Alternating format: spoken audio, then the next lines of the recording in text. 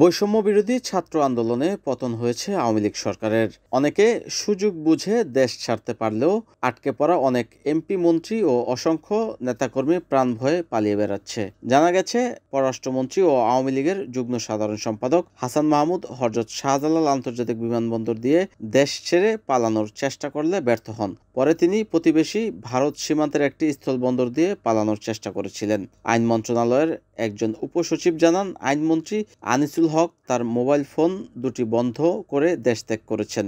সোমবার সকাল থেকে তাকে ঢাকায় পাওয়া যায়নি। সোমবার রাত 10টা পর্যন্ত শিক্ষামন্ত্রী মহিবুল হাসান চৌধুরী রাজধানীর বনানীর বাসায় অবস্থান করেন। তবে রাতেই তার দেশ ত্যাগ করার কথা ছিল বলে একটি সূত্র জানিয়েছে। পুলিশের বিভিন্ন সূত্রে জানা গেছে, আওয়ামী লীগের সঙ্গে সম্পৃক্ত পুলিশের ঊর্ধ্বতন কর্মকর্তারা জনসমাগম এড়িয়ে যাচ্ছেন। অনেকেই নিজ বাসা বা সরকারি বাংলোতে না গিয়ে আত্মীয় স্বজনের বাড়িতে অবস্থান করেছেন। উল্লেখ্য, ছাত্র আন্দোলনের মুখে শেখ হাসিনার পদত্যাগ হলে সারা দেশ জুড়ে এখন উৎসবের আমেজ বইছে।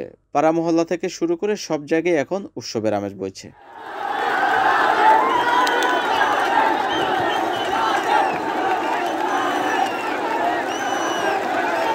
NN TV news desk.